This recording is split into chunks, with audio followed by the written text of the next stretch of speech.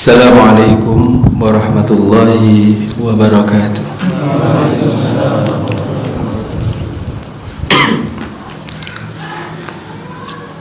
Alhamdulillah alladzi bi ni'matihi tatimmus shalihat. Nahmaduhu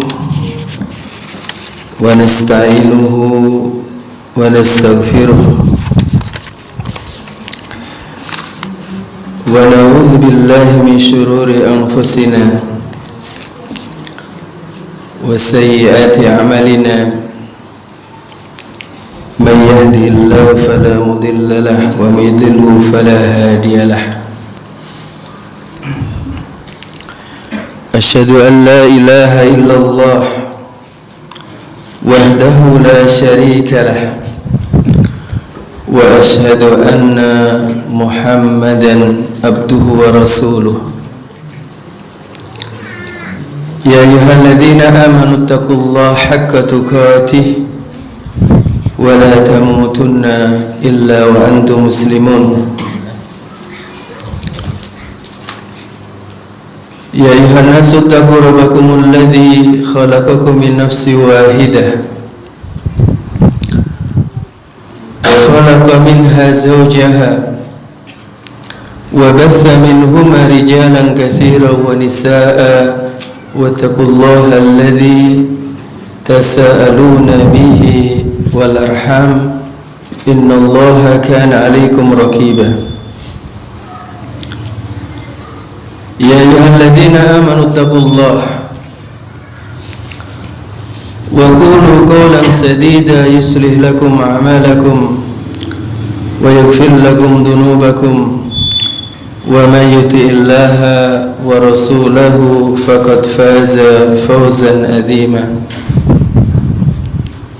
Allahumma shalli wa sallim wa barik ala imamina wa qudwatina nabiyina Muhammadin wa alihi wa sahbihi wa man tabi'ahum bi ihsan ila yaumiddin, amma ba'd. Fa inna astaqal hadis kitabullah wa khairal hadi hadi Muhammad sallallahu alaihi wasallam wa syarrul umur muhdatsatuha wa kullu muhdatsatin bid'ah wa kullu bid'atin dalalah wa kullu dalalatin finnar. Ikhwatuna wa akhwatuna rahimani wa rahimakumullah. Alhamdulillah, pada malam hari ini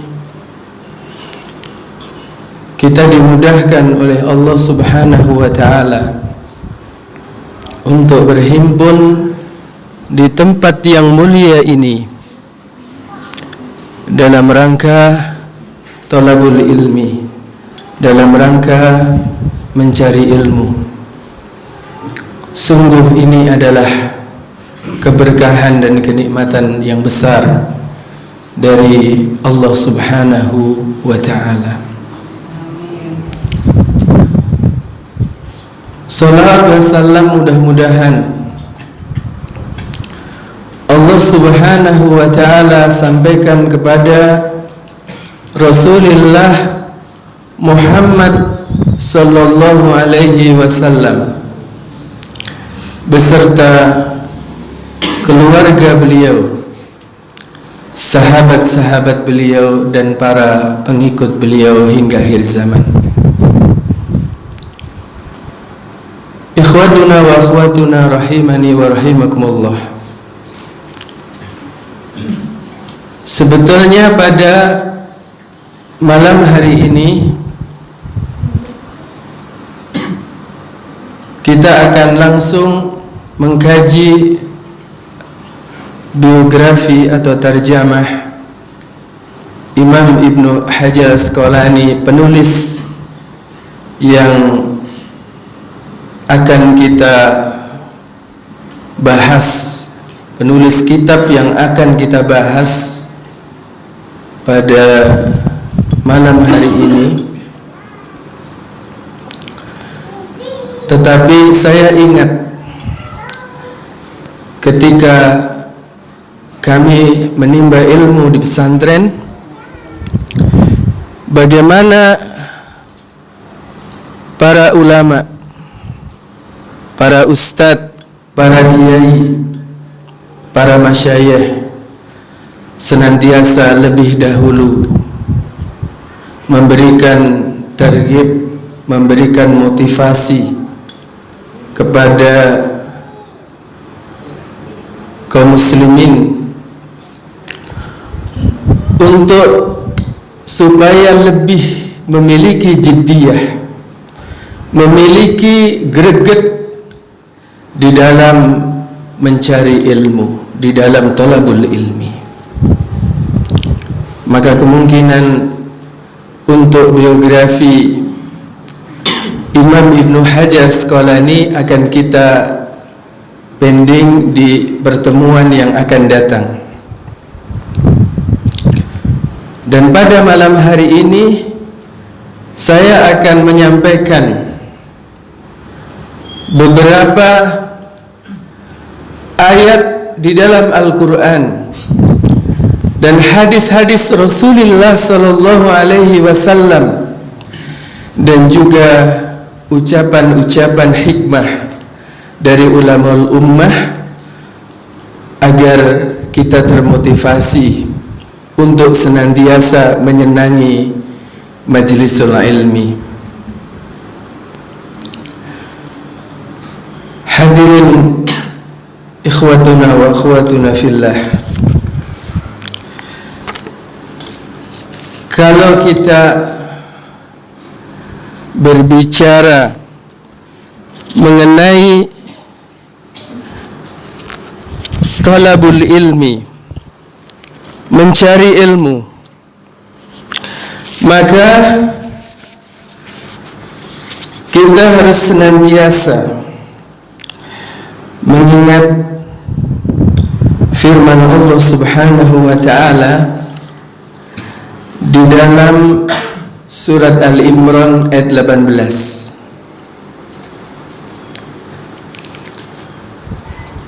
Surat Al-Imran ayat 18. Allah Subhanahu wa ta'ala berfirman, Syahidallahu annahu la ilaha illa huwa wal malaikatu wa ulul ilmi qa'iman bil qist la ilaha illa huwal azizul hakim. Di dalam ayat ini Allah Subhanahu wa ta'ala memuliakan orang-orang yang senantiasa menyenangi ilmu, mendatangi ilmu, kaum terpelajar, para ahlul ilmi benar-benar dimuliakan oleh Allah Subhanahu wa ta'ala, sehingga persaksiannya Allah Subhanahu wa ta'ala himpun bersama Allah Subhanahu wa ta'ala dan juga bersama malaikat-malaikatnya. Satu persaksian yang paling tinggi, annahu la ilaha illa huwa. Tidak ada persaksian yang lebih tinggi melebihi persaksian yang terdapat di dalam surat Al-Imran ayat 18 ini. Maka kemudian Allah masukkan para ahlul ilmi yang di dalamnya adalah pecinta-pecinta ilmu. Tidak hanya para kiai, para ustadz, para ajingan, para syekh, sehingga kita talib ila sabilin najah, para pencari keselamatan. insya Allah masuk di dalam apa yang Allah kehendaki di dalam surat Al-Imran ayat 18 ini. Dan di sini ulul ilmi ini tidak hanya para pencari ilmu, para kiai, para syekh, para ustadz. Di dalamnya siapa? Di dalamnya adalah para nabi dan para rasul.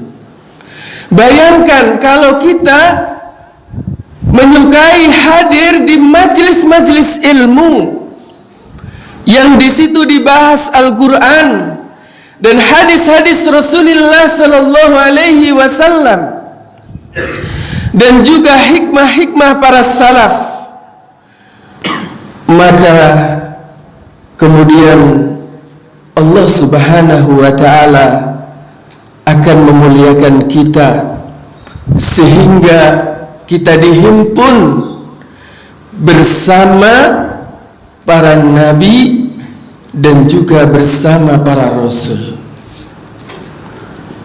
Dan sungguh ini adalah sesuatu yang kita idam-idamkan.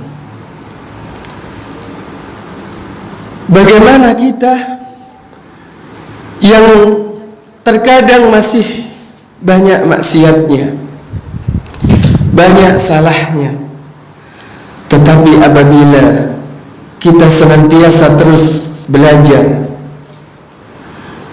kita tidak ingin menjadi hamazin ra'a, seseorang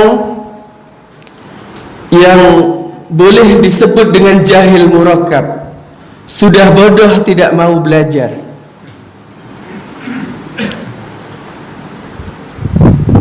Kita mungkin tidak bisa masuk ke dalam derajat alim rabbani, karena di zaman akhir ini hampir tidak dijumpai alim rabbani, seorang ulama yang mumpuni. Tidak. Tetapi kita ingin menjadi thalabul ilmi, ingin menjadi pencari ilmu, talib ila sabilin najah, pencari jalan keselamatan, sehingga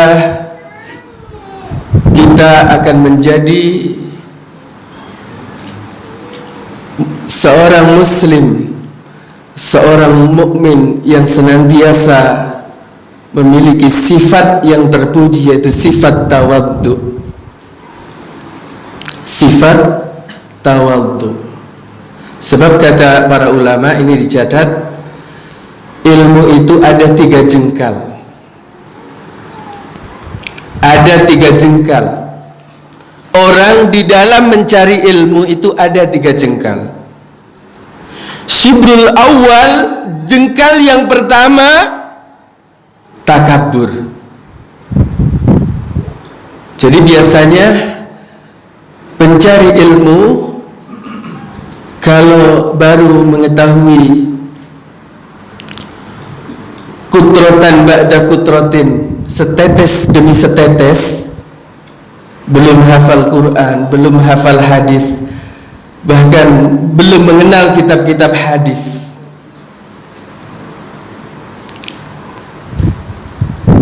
maka biasanya akan timbul takabur, ujub, nauzubillah, sehingga dia agak bermalas-malasan datang ke majelis ilmu, karena dia merasa sudah ngerti, sudah cukup. Dia hadirnya hanya di tabligh akbar saja. Kata para ustadz, kajian itu ramenya hanya di tabligh akbar. Kajian rutin sehingga di Bogor masih sepi.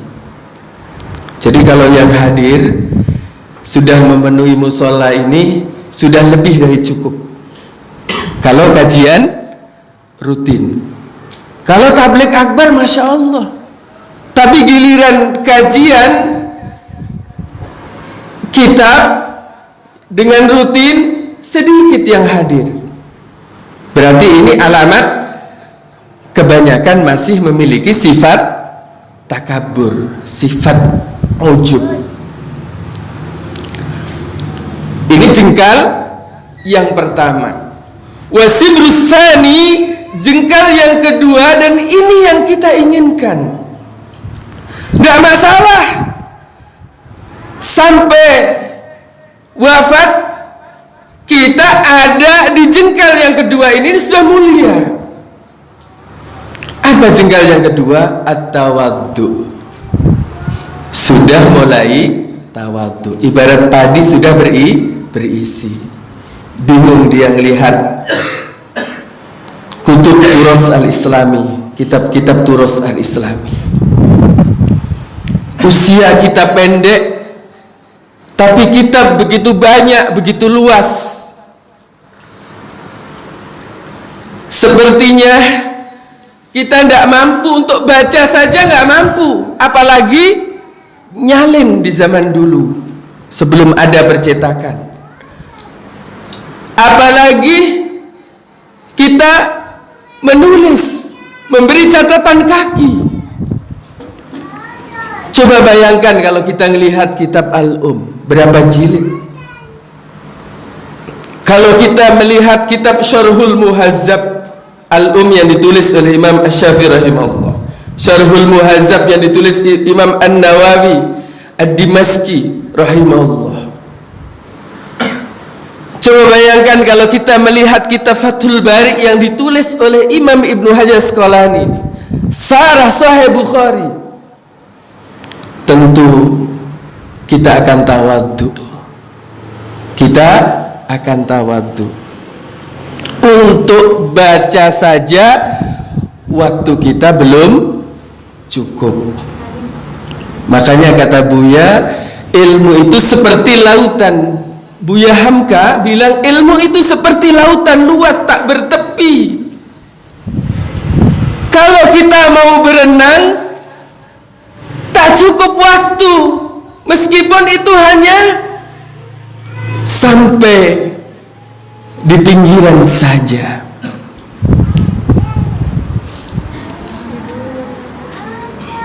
Kemudian as-sibrus tsalis, jengkal yang ketiga adalah alim rabbani, menjadi seorang alim seperti alimnya Imam Ibnu Hajar Al-Asqalani.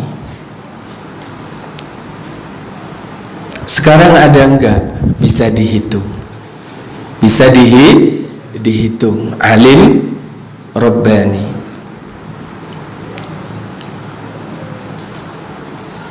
Kemudian ikhwatuna wa akhwatuna rahimani wa rahimakumullah,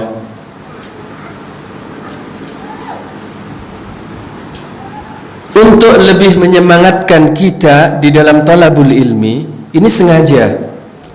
Jadi saya tidak membahas biografi Imam Ibnu Hajar Asqalani dulu, supaya untuk selanjutnya di setiap kajiannya Ustadz Bilal Bajri atau kajiannya ustadz-ustadz yang lain, kita memiliki semangat yang lebih, greget yang lebih, jiddiyah yang lebih. Kita hendaknya membaca juga surat Al-Mujadilah 11. Allah Subhanahu wa ta'ala berfirman, yarfa'illahu alladhina amanu minkum walladhina utul ilma darajat. Allah Subhanahu wa ta'ala mengangkat derajat orang-orang beriman. Jadi kalau kita menjadi orang beriman, Allah angkat derajat kita.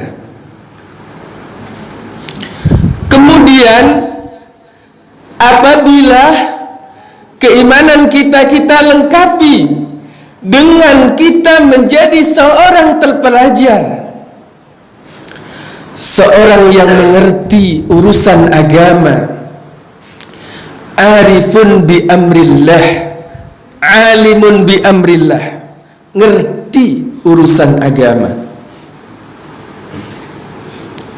maka derajat kita akan diangkat oleh Allah Subhanahu wa ta'ala melebihi orang-orang yang beriman.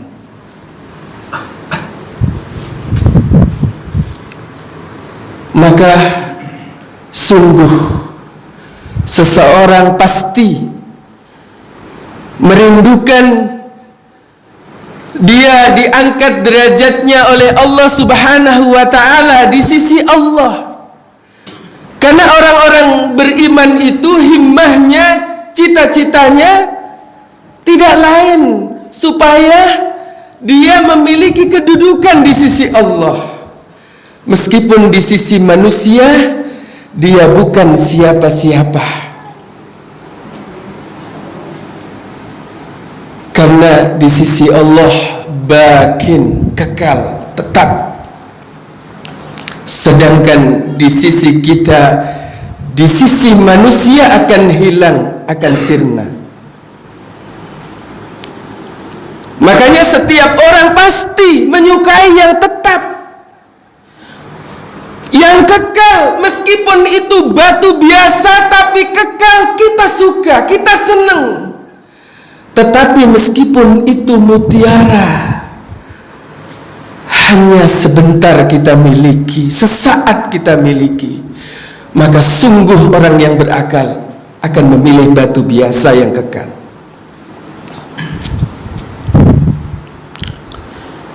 Ikhwatuna wa akhwatuna rahimani wa rahimakumullah. Kemudian kita juga diingatkan dalam hadis sahih yang diriwayatkan oleh Imam Muslim dari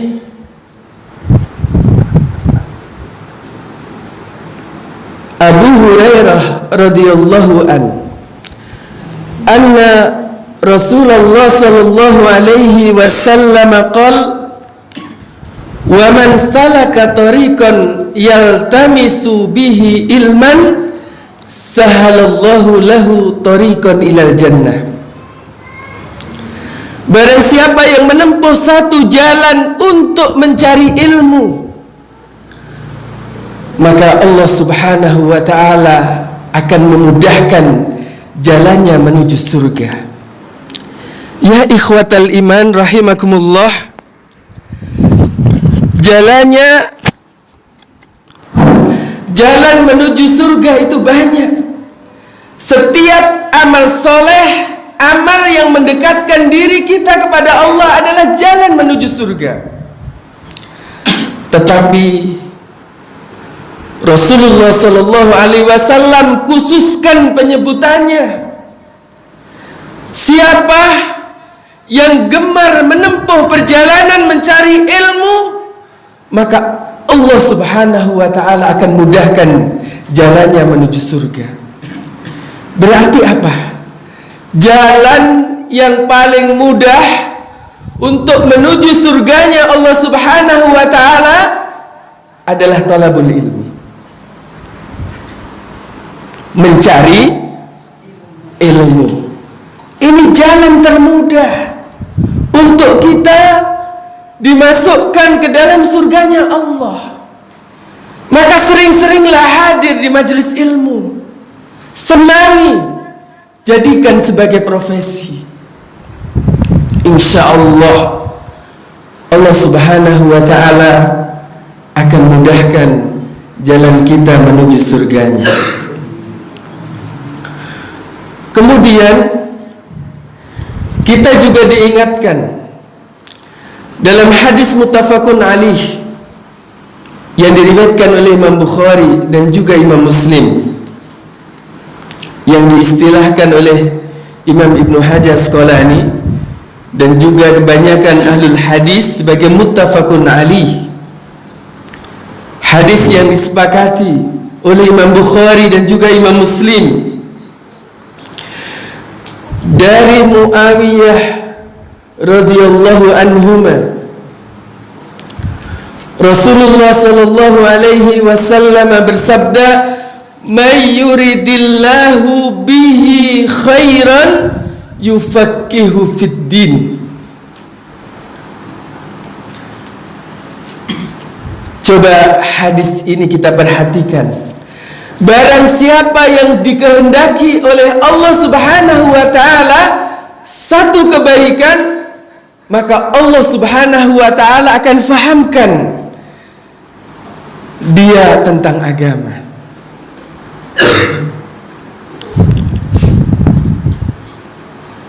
Allah akan fahamkan dia tentang agama. Di sini kalimatnya khairan, isim nakirah. Di mana isim nakirah ini salah satu faedahnya adalah tafhim, untuk membesarkan,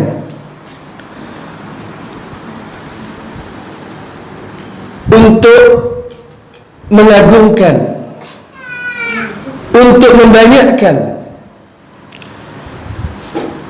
Maka ketika seseorang dikehendaki kebaikan oleh Allah, bukan satu kebaikan, khairan, kebaikan yang banyak, kebaikan yang besar,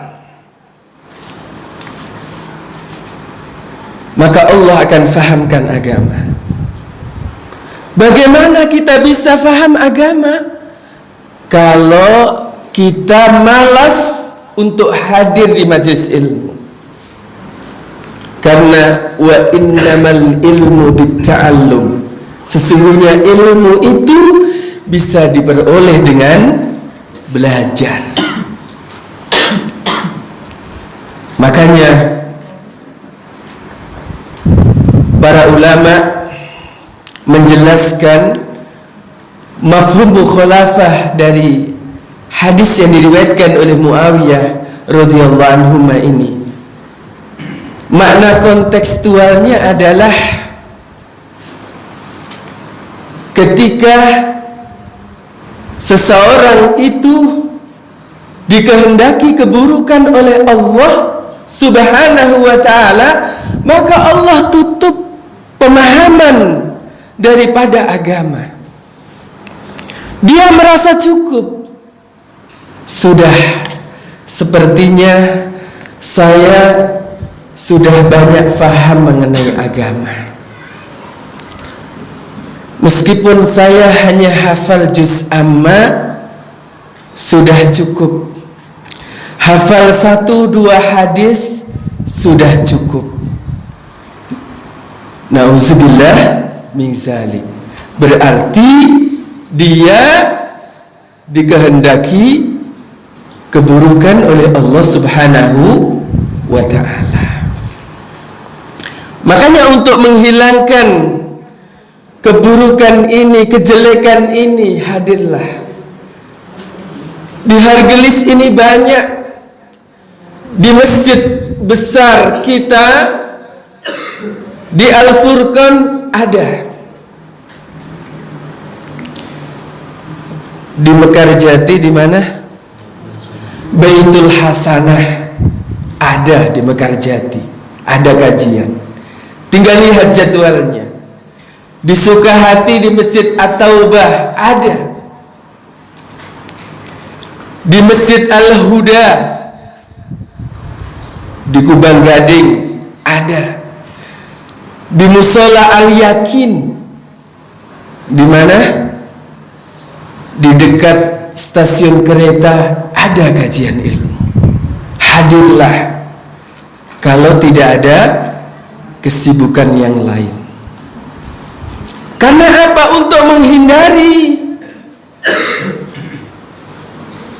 kita mendapatkan keburukan dari Allah Subhanahu wa ta'ala. Nauzubillah misal. Makanya kita harus sungguh-sungguh menyiapkan diri untuk hadir di majelis ilmu, di kajian rutin ini. Kira-kira kitab Bulughul Maram ini sampai selesai, sampai bab akhir kita hadir. Kita ada di Al-Falah Dakwah Center. Al-Falah Dakwah Center. Kita hadir di sini. Ada kajian Bulughul Maram bab Fiqhud Dalil. Ada kajian kitab Arba'in Nawawi. Ada kajian tematik. Diusahakan hadir. Dan diusahakan ketika kita mencari ilmu, adab-adab mencari ilmu mesti kita ketahui, kita fahami, kemudian kita amalkan.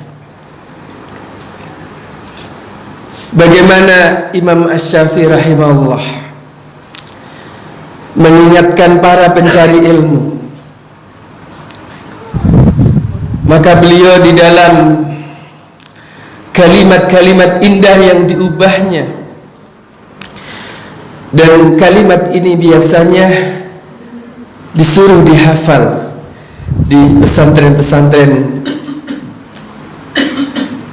di Jawa Timur dan juga di Jawa Tengah. Apa kata Imam Asy-Syafi'i rahimahullah?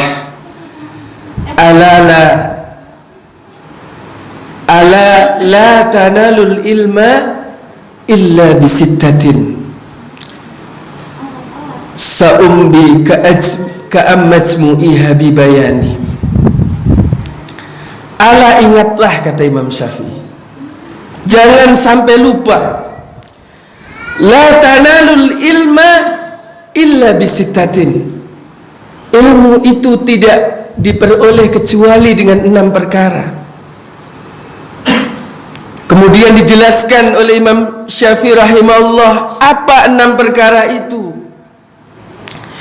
Yang pertama, zukain, cerdas. Dan cerdas di dalam mencari ilmu itu tidak harus EQ-nya tinggi, tidak harus EQ-nya di atas 135, tidak harus. Yang penting tekun dan istiqomah, ini yang penting.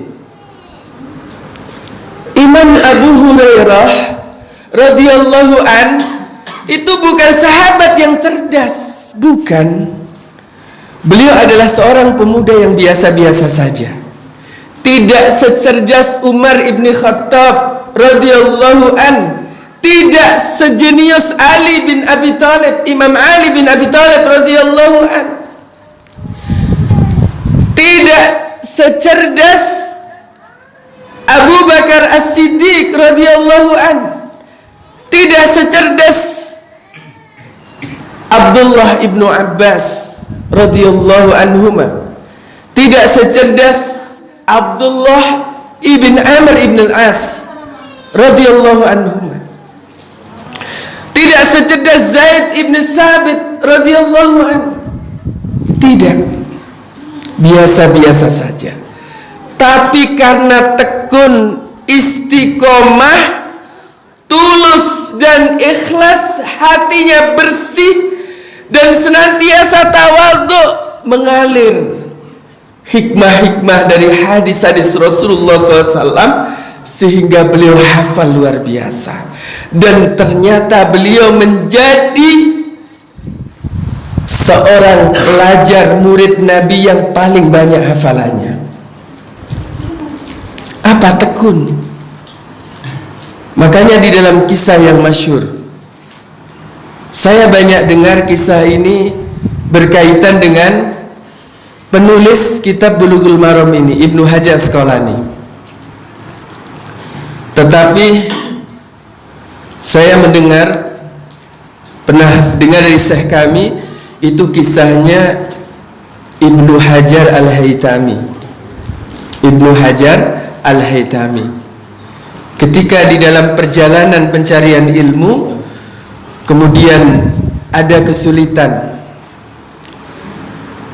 ada sesuatu yang membuat keruh pikirannya, akalnya, sehingga tidak cepat faham. Kemudian apa? Kemudian di tengah perjalanan pulang dari mencari ilmu, wallahu alam apa ini Ibnu Hajar Al-Haytami, apa Ibnu Hajar Asqalani, saya belum melihat di kitab asalnya. Itu beliau melihat tetesan-tetesan air yang terus menerus menetes batu. Kemudian bagaimana kutratan ba'da kutratin, setetes demi setetes ke batu itu membuat batu itu berlubang. Batu itu berlubang. Kenapa demikian ikhwatal iman rahimakumullah? Karena terus menerus. Makanya terkadang seseorang yang tinggal di tengah-tengah ma'had pesantren, meskipun dia hanya khidmat, tinggalnya lama, atau tinggal menjadi penjaga perpustakaan, aminul maktabah, maka karena tiap hari mendapatkan ilmu meskipun sedikit demi sedikit, 7 tahun berlalu, 9 tahun berlalu, akhirnya apa? Menjadi orang yang terpelajar, menjadi orang yang berilmu. Jadi cerdas di sini adalah maknanya tekun, dia istiqomah. Tidak harus begitu dia mendengar langsung hafal dan tak pernah lupa, enggak. Karena orang-orang yang hebat itu bukan orang-orang demikian. Ada seorang ulama di Saudi Arabia itu, beliau membaca kitab Bulughul Maram sampai 50 kali.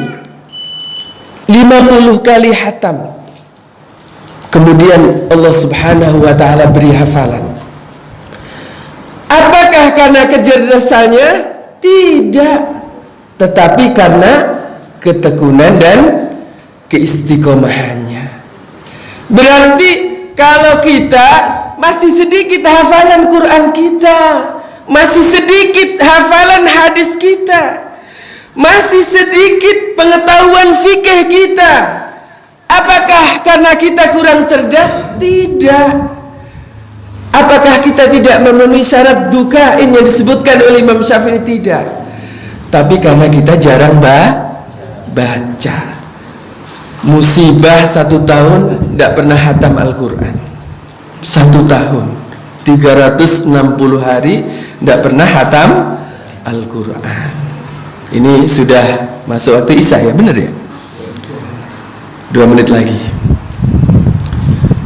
Makanya makna zuka ini adalah dia tekun, dia istiqomah. Kemudian yang kedua, wahirsin, sungguh-sungguh dia, sungguh-sungguh di dalam mencari ilmu. Makanya ada istilah manjadda wajadda. Barang siapa yang sungguh-sungguh, dia akan berhasil. Ada kesungguhan. Di antara bentuk kesungguhan adalah berusaha hadir di majelis ilmu, berusaha untuk rutin hadir, berusaha mencatat apabila ada yang perlu dicatat. Karena ilmu itu, kata Imam Asy-Syafi'i rahimahullah, seperti buruan kijang. Bagaimana seseorang yang telah mendapat buruannya, kemudian buruannya itu tidak diikat, dilepaskan begitu saja. Makanya kenapa orang dulu itu kuat hafalannya? Beda dengan orang sekarang, karena orang dulu itu mencatat. Dulu belum ada penerbit, belum ada fotokopi, ditulis. Al-Quran disalin, hadis arba'in disalin, hadis bulughul maram disalin. Sampai-sampai Imam Asy-Syafi'i rahimahullah, beliau awalnya menulis di tulang-tulang, kemudian dirapihi, dibersihkan, selesai, disimpan rapi di kamarnya. Sampai ke titik beliau tidak mendapatkan kertas, beliau tulis dengan air liurnya di depan Imam Malik. Kalau tidak salah usia beliau 12 tahun. Ada yang menyatakan 15 tahun. 12 tahun apa 15 tahun Ustaz Abu Zaki? 12 tahun. Beliau tulis dengan air liur. Ya, air liur kelihatan enggak? Enggak kelihatan, tapi otaknya sudah merekam dengan kuat. Makanya usahakan menulis kitab Bulughul Maram. Diusahakan menulis kitab Arba'in Nawawi. Insya Allah Allah Subhanahu wa ta'ala akan memudahkan kita untuk menghafal, karena ilmu itu min hifzi wa fahmihi. Sebelum difaham, dihafalkan. Min hifzi wa fahmihi. Al ilmu fis sudur la fis sutur. Ilmu itu di dada, dihafal, bukan di catatan. Ini nasihat Imam Al-Ghazali rahimahullah.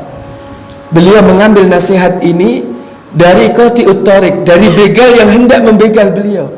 Beliau di tengah jalan, ketika beliau membawa bawaan yang begitu banyak, disangkanya ini harta. Kemudian beliau hendak dirampok. Apa kata beliau? Jangan engkau rampok ini bawaanku, karena ini sesuatu yang berharga untukku tapi tidak berharga untukmu. Ini kitab-kitab warisan keislaman. Maka kemudian apa kata begal yang memiliki kalimat hikmah ini? Ya Syekh, al ilmu fis sudur la fis sutur. Ilmu itu ada di dada, di ingatan, di hati, bukan di catatan. Sejak itu Imam Al-Ghazali rahimahullah berusaha dengan keras untuk menghafal ilmu, diulang-ulang. Akhirnya Allah berikan Imam Al-Ghazali rahimahullah husnul khatimah. Sampai-sampai beliau begitu tawaduk. Beliau menyatakan ketika beliau menulis kitab Ihya Ulumuddin, beliau menyatakan bidoati fil hadis mujatun. Apa kata Imam Ghazali? Bekalku di dalam hadis itu sedikit. Itu Imam Al-Ghazali. Makanya dalam kitab Ihya itu banyak hadis-hadis yang la aslalahu, tidak ada asalnya, tidak ada periwayatannya. Kemudian bagaimana Imam Al-Ghazali di akhir hayatnya? Dia pegang kitab Imam Bukhari, kitab Sahih Bukhari beliau pegang. Beliau kembali rujuk kepada salafus salih. Kemudian beliau baca berulang-ulang itu kitab Bukhari, sampai kata muridnya, seandainya Syekh kami Imam Al-Ghazali rahimahullah Allah beri usia panjang, maka beliau akan menjadi ulama ahli hadis. Maka ikhwatal iman rahimakumullah, mudah-mudahan kita senantiasa dibimbing oleh Allah Subhanahu wa taala, dimudahkan oleh Allah Subhanahu wa taala untuk mendapatkan hidayah insyaallah, hidayah menuju taufik dan rahmat dan ridho dari Allah Subhanahu wa taala. Insyaallah mengenai target motivasi mencari ilmu ini akan kita lanjutkan di bulan depannya.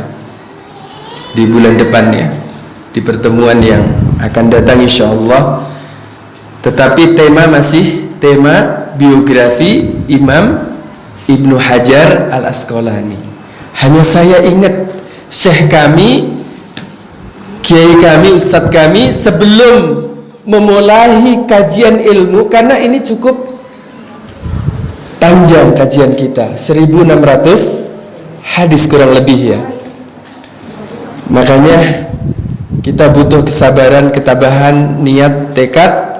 Makanya saya sampaikan target, motivasi supaya kita lebih semangat untuk talabul ilmi, insya Allah. Nafa'anillah wa iyyakum bihaddi kitabih wa sunnati rasulih. Aqulu qouli hadza fastaghfirullah li wa lakum min kulli dhanbin fastaghfiru innahu wal ghafurur rahim. Assalamu alaikum warahmatullahi wabarakatuh. Ikhwatuna wa akhwatuna rahimani wa rahimakumullah. Kita lanjutkan kajian kita tadi masih di dalam tema biografi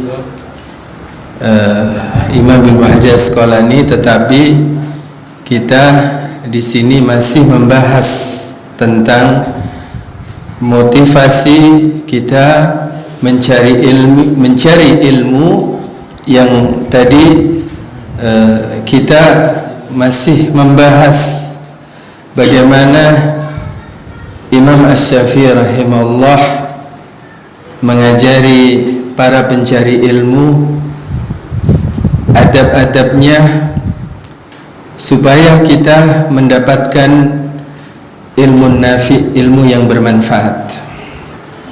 Tadi sudah sampai yang kedua, wahirsin. Kemudian yang ketiga, wastibarin, sabar. Makanya ada istilah yang masyhur dari orang Arab, man sabara zafara. Barang siapa yang sabar, pasti dia akan berhasil. Jadi mencari ilmu butuh kesabaran. Karena mencari ilmu itu termasuk bagian dari perintah Allah. Termasuk bagian dari perintah Allah. Dalam hadis dikatakan talabul ilmi faridatun ala kulli muslim. Mencari ilmu itu difardukan bagi setiap muslim, baik laki-laki maupun perempuan. Jadi hadisnya sampai kepada muslim. Tapi kalau kita kecil, ala muslimin wa muslimatin. Tapi di dalam redaksi hadis itu hanya sampai kepada muslim, yang maknanya adalah laki-laki dan perempuan. Karena ini termasuk perintah Allah, menjalankannya butuh kesabaran. Karena sabar itu ada 3 hal, diantaranya as-sabru ala awamirillah, sabar ketika melaksanakan perintah-perintah Allah subhanahu wa ta'ala. Apalagi setan tidak tinggal diam kalau kita mencari ilmu. Bahkan kata Imam Ibnu Qayyim al-Jauziyah itu, salah satu cara untuk supaya manusia itu jauh dari ridha Allah, jauh dari rahmat Allah, gagal di dalam hidupnya, tidak bisa menjadi juara, tidak bisa menjadi orang-orang high class, orang-orang mulia, orang-orang yang memiliki cita-cita tinggi, para pencari ilmu, para juara-juara akhirat, orang-orang yang berlomba-lomba untuk menuju akhirat. Karena perlombaan yang sebenarnya itu nanti ketika kita sukses di akhirat, kita masuk ke dalam surganya Allah subhanahu wa ta'ala. Makanya Imam Asy-Syafi'i rahimahullah ketika mau wafat, beliau membaca salah satu ayat dari Al-Quranul Karim juz 30, wa fi dzalika falyatanafasil mutanafisun. Maka dengan itu, dengan kita berlomba-lomba dengan amal saleh, berlomba-lomba dengan amal yang akan membawa kita ke surganya Allah, hendaklah kita berlomba-lomba, bercepat-cepat, bergegas-gegas, supaya kita menjadi juara-juara akhirat. Jadi sabar, ini yang ketiga. Kemudian yang keempat, ada bekalnya, wa bulghatin. Bulghah itu bekal. Jadi penting di dalam mencari ilmu, kita butuh bekal di dalam mencari ilmu. Makanya Imam Bukhari rahimahullahu ta'ala itu meskipun yatim, beliau anaknya orang kaya. Jadi orang tuanya meninggalkan banyak warisan. Kemudian Allah berkahi warisannya, karena orang tuanya hati-hati memasukkan makanan ke dalam mulut anaknya, sampai yang subhat pun kata orang tuanya Allah hindarkan dari mulut mulianya Imam Bukhari rahimahullahu ta'ala. Maka berkah. Hartanya untuk apa? Untuk mencari hadis. Rihlah di dalam mencari hadis, berpindah dari satu negeri ke negeri yang lain. Harus ada bekal. Bagaimana kita lihat ya, di dalam sejarah mencari ilmu itu, para ulama betul-betul prihatin, sampai ada di antara ulama itu memberi bekal kepada muridnya. Di antaranya adalah Imam Abu Hanifah rahimahullahu ta'ala.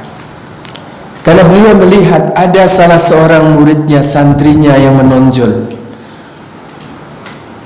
yang kemudian menjadi murid beliau yang paling menonjol,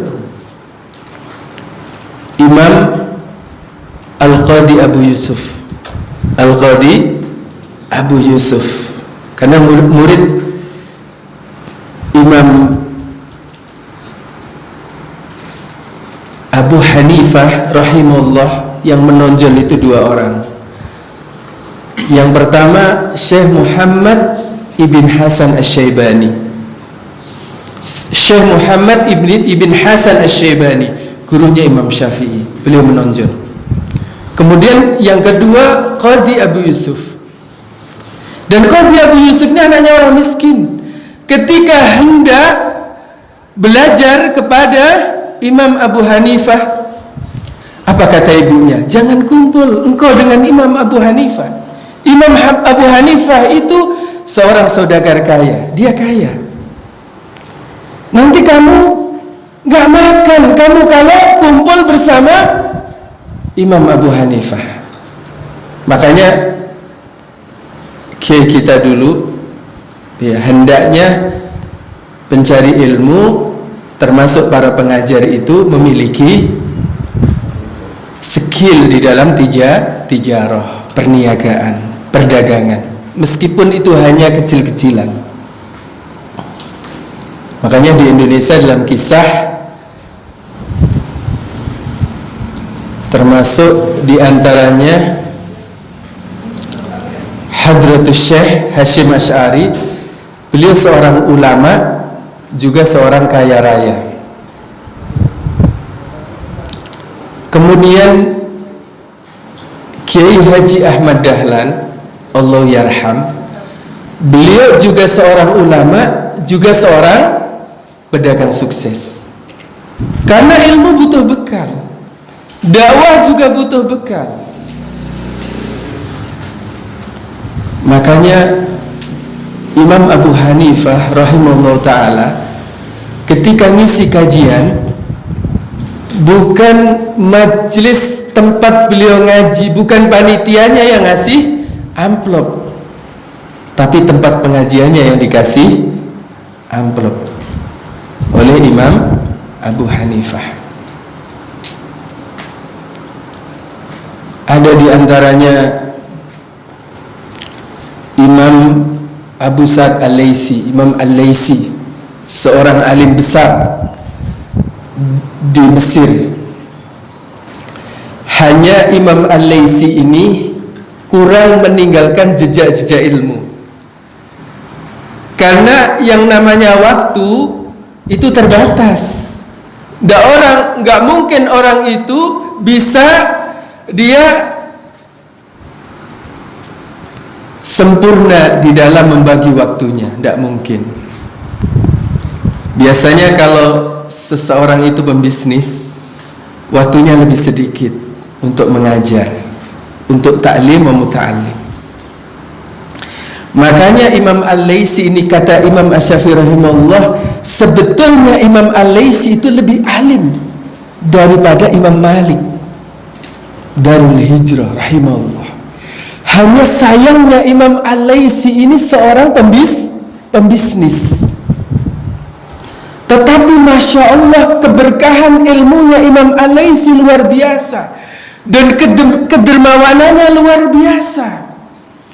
Di antaranya Imam Al-Laitsi ketika singgah ke Madinah ke Imam Malik, pada waktu itu Imam Malik akan ada hajat menikahkan anaknya. Biasa kalau murni seorang syekh, bukan seorang pembisnis, itu biasanya kantongnya tipis. Sehingga ketika ingin menikahkan anaknya belum ada dana. Maka kebetulan lewat rombongannya Imam Al-Laitsi rahimahullah. Apa kata Imam Malik kepada anaknya? Wahai anakku, berikanlah hadiah kepada Imam Al-Laitsi 1 piring makanan. Kemudian dalam sejarah di sana dijelaskan 1 piring makanan yang diberikan Imam Al-Laitsi, ulama masyhur Mesir ini, dikembalikan dengan 1 piring koin emas. Masya Allah, inilah mulianya seorang ulama. Makanya seorang pengajar, seorang ustadz, kiai, ajingan harus memiliki satu sifat, as-sakha, dermawan. Dia murah di dalam menebarkan ilmu.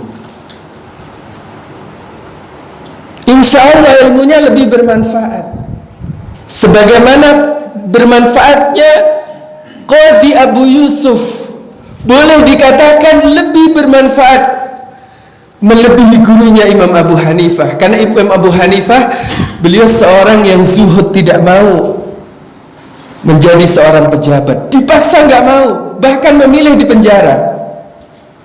Bahkan beliau akhirnya oleh ahlul hawa, penguasa itu, beliau diracun, beliau wafat syahid di jalan Allah Subhanahu wa ta'ala. Dan muridnya Qadhi Abu Yusuf yang meneruskan jejak kemuliaan dan keagungan Imam Abu Hanifah, dan beliau menjadi qadhi besar, kalau sekarang hakim agung. Siapa yang mendapatkan amal jariyah, ilmun yuntafa'u bihi? Imam Abu Hanifah. Meskipun sudah wafat, terus mengalir dari muridnya yang kemanfaatannya meluas melebihi gurunya. Imam Abu Hanifah rahimahullah ta'ala yang wafat di tahun 150, di mana tahun wafatnya Imam Abu Hanifah, tahun lahirnya Imam Asy-Syafi'i rahimahullahu ta'ala, yang nasihat-nasihatnya kita bahas ini. Jadi bekal penting. Meskipun kata Imam Syafi'i, Sesungguhnya kefakiran dan kemiskinan itu lebih nikmat untuk mencari ilmu, karena harddisknya ini masih luas, masih lapang, masih belum terisi banyak. Tetapi kalau seseorang itu sudah bisnis, maka harddisknya dipenuhi dengan hitung-hitungan bisnis. Ahinasar ini ngitung terus, kacamata ini berapa ini terus. Nah, makanya tidak masalah kalau kita mencari ilmu dalam keadaan fakir dan miskin, sebagaimana Imam Asy-Syafi'i rahimahullah ta'ala. Kemudian yang keberapa? Yang kelima, wa irsyadi ustadin,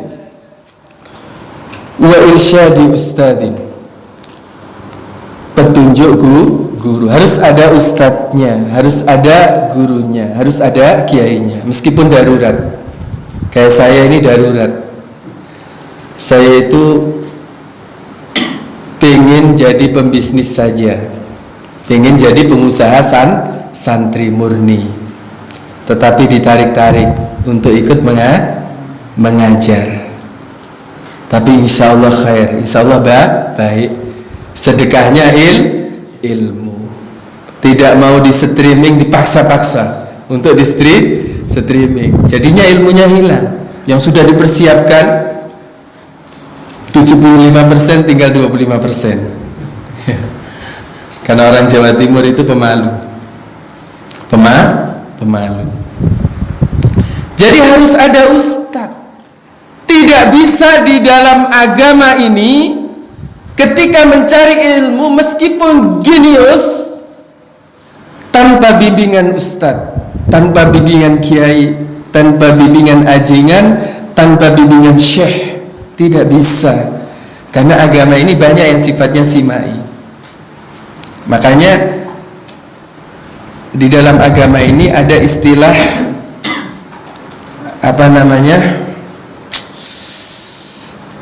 ijazah.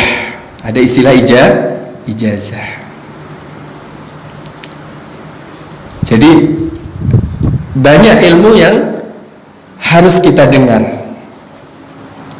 Makanya ada istilah man talabal ilma biduni syaihin fasyaikhu syaitan. Barang siapa yang mencari ilmu dengan tanpa guru, maka gurunya syaitan. Karena guru itu akan menunjukkan kitab apa yang bagus untuk kita baca. Tafsir, ada seorang syekh menunjukkan tafsir yang paling bagus adalah tafsir Al-Jalalain. Lebih besarnya yang paling bagus apa? Tafsir Ibnu Katsir. Kemudian fiqh dalil yang bagus apa? Umdatul Ahkam dalam mazhab Hambali. Kemudian dalam mazhab Syafi'i apa? Kitab Bulughul Maram. Kemudian kitab apa lagi yang harus dipelajari? Di situ guru akan menunjukkan kitab Riyadhus Shalihin bagus. Di rumah-rumah kita harus ada kitab Riyadhus Shalihin. Kalau tidak ada kitab Riyadhus Shalihin kurang. Setelah Al-Quranul Karim dan terjemahnya, tafsirnya, kita harus punya kitab Riyadhus Shalihin. Darurat kita punya kitab Riyadhus Shalihin. Harus ada petunjuk guru. Karena salah satu contoh, ketika seseorang mencari ilmu hanya mengandalkan kecerdasan, ada di antara pelajar yang sudah malang melintang ke Timur Tengah, kemudian membaca tafsir Imam Bukhari. Ketika beliau menafsiri, kullu man 'alaiha fan wa yabqa wajhu rabbika dzul jalali wal ikram. Maka kemudian dia memaknahi wajhu rabbika. Ini Imam Bukhari ini menulisnya mim lam kaf ha. Mim lam kaf ha. Kemudian seseorang ini membacanya ai mulkahu. Bisa dibaca mulkahu enggak? Bisa dibaca mulkahu, enggak masalah, tapi salah bacaan ini. Karena kalau mulkahu itu artinya adalah kerajaan Allah, kerajaannya. Maka di dalam masalah-masalah ini salah bacaan bisa merusak tauhid, bisa mengurangi kesahihan akidah. Kalau kita baca mulkahu di dalam kajian akidah, salah ini bacaan ini. Ternyata kalau kita mendengar langsung dari seorang guru, bacanya bukan mulkahu, ai malikahu, pemilik wajah. Jadi semua yang ada di alam semesta ini akan hancur kecuali siapa? Pemilik wajah. Siapa pemilik wajah? Allah Subhanahu wa ta'ala. Ini contoh. Kemudian terkadang sudah malang melintang mencari ilmu, hanya mengandalkan kecerdasan, salah di dalam mendefinisikan satu kalimat-kalimat, sehingga ada kalimat yang harusnya didefinisikan secara istilah tetapi didefinisikan secara lughah. Akhirnya nggak ketemu. Para pencari ilmu akhirnya salah alamat, salah. Seperti definisi salaf, dan ini ada definisi lughatan wastilahan. Makanya penting kita bimbingan seorang ustadz, seorang guru di dalam mencari ilmu ini penting. Kecerdasan, kejeniusan tidak menjamin. Dan kadang-kadang justru dengan kecerdasan, dengan kejeniusan itu terjebak kepada yang namanya zalal, terpeleset. Termasuk diantaranya Imam Ibnu Hazm rahimahullah ta'ala. Imam Ibnu Hazm itu luar biasa cerdasnya, jeniusnya. Mungkin hari ini tidak ada dijumpai orang yang sejenius, secerdas Imam Ibnu Hazm rahimahullah. Kapan beliau mulai mencari ilmu? Di saat usianya sudah 40 tahun. Di saat usianya sudah 40 tahun. Jadi tidak masalah mencari ilmu. Jangan sampai kalau mencari ilmu di waktu kecil seperti mengukir di atas batu, kalau mencari ilmu saat dewasa seperti mengukir di atas air. Tapi dengan ketekunan, dengan istiqomah, dengan kesungguhan, insya Allah meskipun sudah usia, sudah umur, yang penting ada tulus ikhlas, ada tekad. Seperti Imam Ibnu Hazm ini, kenapa beliau sungguh-sungguh di dalam mencari ilmu? Karena beliau tidak ingin salah di dalam bersikap. Ini Imam Ibnu Hazm ini begitu cerdas, tapi tetap salah beliau. Beliau salah ketika menyalahi ijma. Beliau menghalalkan musik. Kurang apa cerdasnya, tapi salah. Tetapi Imam Ibnu Hazm apa ditinggalkan? Tidak. Tetap dianggap seorang imam besar. Jadi kalau mencari ilmu, melihat kesalahan seorang syekh, seorang guru, kemudian ditinggalkan, ini salah. Harus tetap diambil ilmunya. Karena Imam Ibnu Hazm ini diakui keulamaannya, dan karya tulisnya jelas. Di antaranya apa? Al-Muhalla. Ini beliau tulis untuk pelajar-pelajar pemula. Tetapi Sampai hari ini kajian kitab yang ditulis Imam Ibnu Hazm ini luar biasa. Makanya ketulusan, keikhlasan. Imam Ibnu Hazm 40 tahun baru mulai mencari ilmu. Itu awalnya dalam kisah kalau tidak salah itu beliau masuk masjid. Ketika beliau belum rajin duduk-duduk di majelis ilmu, beliau masuk masjid, langsung duduk. Ada yang menegur, jangan duduk dulu. Sunnah sholat tahiyatul masjid. Kemudian beliau merasa takaburnya hilang.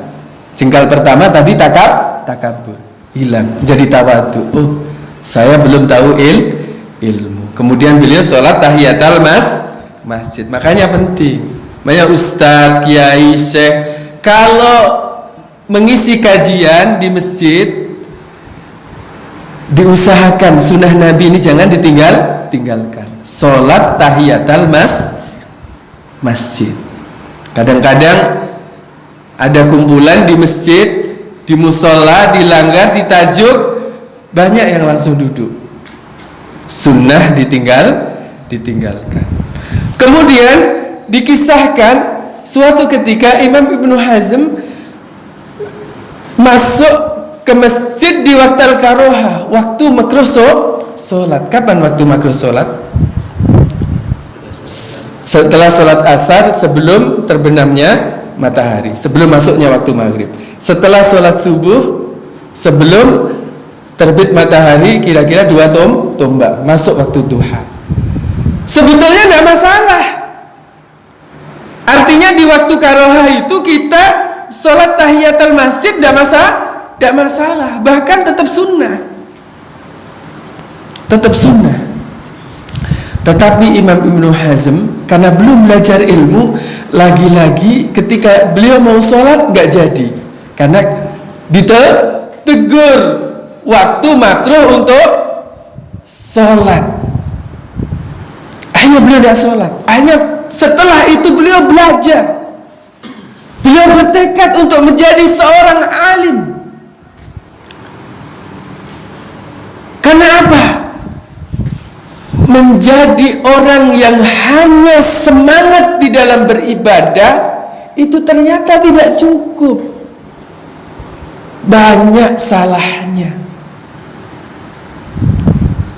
Makanya ada istilah man talabal ilma man taqarraba ilallah biduni ilmin tihta fiz zalami arba'ina sabah.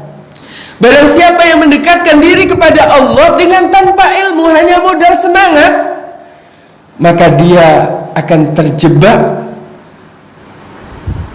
akan tersesat sampai 40 subuh, 40 malam, gak nyampe-nyampe kepada Allah Subhanahu wa ta'ala, meskipun dia bersungguh-sungguh.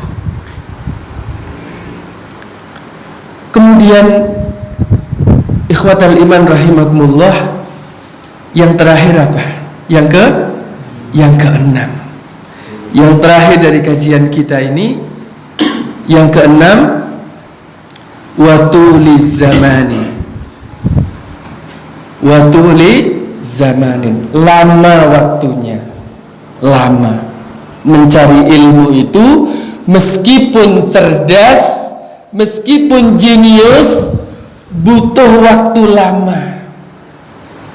Makanya sekarang itu pengennya instan, hafal Quran instan, 6 bulan pengen hafal Quran.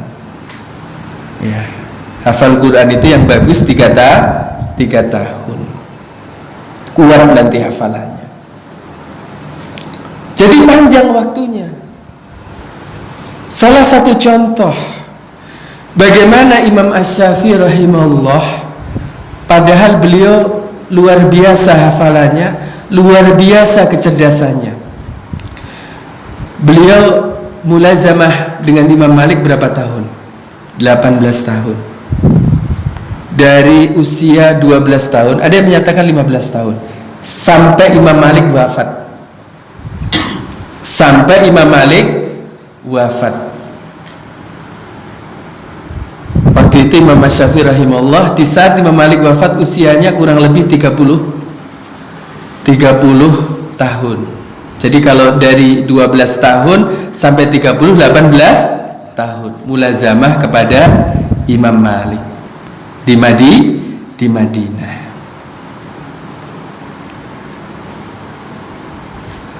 Jadi Imam Asy-Syafi'i butuh waktu yang panjang. Padahal di usia 12 tahun itu beliau sudah hafal Muwatta. Kita mau belajar Bulughul Maram, ustadznya juga belum hafal. Hafal. Imam Asy-Syafi'i rahimahullah mau belajar kepada Imam Malik, beliau sudah hafal kitab Muwatta yang isinya ribuan hadis. Apakah Imam Syafi'i sampai di situ saja di dalam mencari ilmu, mencukupkan sampai di situ di dalam mencari ilmu, padahal beliau sudah mumpuni di dalam menguasai hadis-hadis dari Rasulullah SAW, karena pada waktu itu hadis itu adanya di Madinah, karena sahabat Nabi kebanyakan ada di Madinah. Yang di luar Madinah, di antaranya di Baghdad itu hanya sedikit. Di Baghdad itu hanya ada sahabat mulia Abdullah ibnu Mas'ud rahimallahu ta'ala. Makanya Imam Abu Hanifah itu populer ahli ra'yu, karena kurang di dalam menghafal hadis. Tetapi Imam Asy-Syafi'i rahimahullah pergi ke Baghdad beberapa tahun. Beliau di Baghdad belajar kepada murid daripada Imam Abu Hanifah, Imam Muhammad ibn Hasan Asy-Syaibani. Makanya ibarat senjata Imam Asy-Syafi'i, senjatanya lebih lengkap daripada gurunya Imam Malik rahimahullah ta'ala. Karena ahlul hadis juga ahlul ra'yu, kemudian dihimpun. Dan tidak cukup di situ. Beliau kemana? Beliau ke Mesir. Belajar dan mengajarkan di Masjid Amr ibn al-As. Kalau sekarang Al-Azhar. Makanya ulama-ulama Mesir itu banyak yang ahli di dalam fikih. Di antaranya Imam Ibnu Hajar Asqalani juga ulama Mesir. Kemudian Syekh Sabiq ya, Fiqhus Sunnah juga dari Mesir. Kemudian Syekh Abu Malik Kamal bin Said Salim Sahih Fiqhus Sunnah juga ulama Mesir. Termasuk kitab yang dikaji Ahya Abu Zaki apa namanya? Al-Wajiz Fiqhus Sunnah. Itu kalau tidak salah Dr. Abdul Aziz Badawi. Itu juga ulama Mesir. Makanya panjang waktunya dalam mencari ilmu. Saya nanti ketika menjelaskan biografi Imam Ibnu Hajar Asqalani, bagaimana Imam Ibnu Hajar Asqalani dalam mulazamah satu syekh, satu ustadz, beliau mulazamah sampai 10 tahun. Beliau mengaji 24 jam bersama seorang ulama tersohor pada waktu itu, Al-Izzu bin Jama'ah, pengarang kitab Jam'ul Jawami. Beliau mulazamah sampai 10 tahun. Itu kepada satu guru, satu ustadz. Makanya tuli zaman yang keenam, tuli zaman, panjang waktunya itu penting. Dan ini tidak kenal tua. Imam Ahmad itu sampai Imam Ahmad ini usianya panjang. Beliau usianya lebih panjang daripada Imam Asy-Syafi'i rahimahullah. Imam Asy-Syafi'i wafat kurang lebih di atas 50 sedikit. Jadi kalau saya sebentar lagi kalau diberi usia seperti Imam Asy-Syafi'i rahimahullah, usianya nggak begitu panjang. Apalagi Imam An-Nawawi rahimahullah di atas 40 sedikit. Ya. Tetapi berkah usianya luar biasa. Itu Imam Ahmad ketika sudah sepuh, sudah tua dan sudah sakit-sakitan karena fitnah khuluqul Quran, beliau dihukum, dicambuk. Itu beliau sudah tua, sudah sepuh, hafalannya luar biasa, dan Imam Ahmad ini ahli dalam hadis. Sampai dikatakan dalam sejarah Imam Ahmad hafal 1 juta hadis, berikut sanadnya. Yang sahih beliau hafal, yang dhaif juga beliau hafal. Itu Imam Ahmad ketika sudah sepuh ditegur oleh anak-anak muda pada zamannya. Wahai Imam Ahmad, engkau masih sudah tua seperti itu, masih membawa pena dan tulisan. Apa kata Imam Ahmad? Ini harus kita ingat ini. Al-mihbarah ilal makbarah. Pena dan tulisan itu dibawa sampai liang kubur. Utlubul ilma minal mahdi ilal lahdi. Mencari ilmu itu dari geyongan sampai ke liang kubur. Jadi prinsip ini, al-mihbarah ilal makbarah.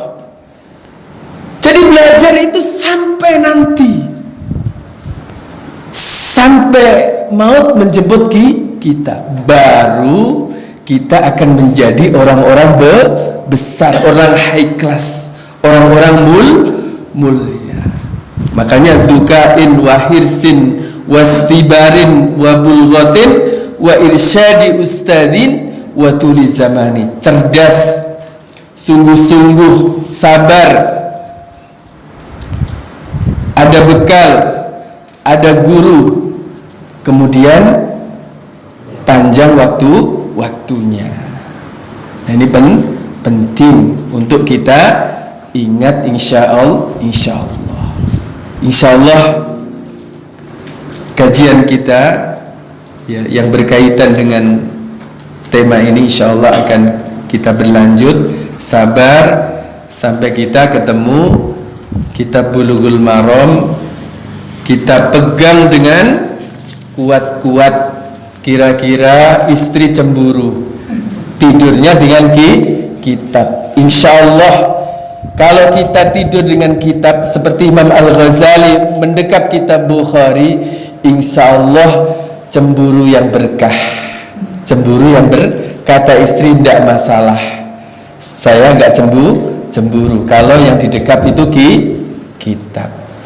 Makanya penting ini ya, untuk sekedar target motivasi kita mencari ilmu. Saya sengaja ini tidak langsung kepada tarjamah Imam Ibnu Hajar Asqalani supaya lebih penasaran, karena di dalam tema judul di situ sudah ditulis ya sedikit sekapur sirih tentang Imam Ibnu Hajar Al-Asqalani yang disebut dengan Amirul Mukminin fil hadis, pemimpin ulama-ulama hadis. Mudah-mudahan yang sedikit ini bermanfaat insyaallah.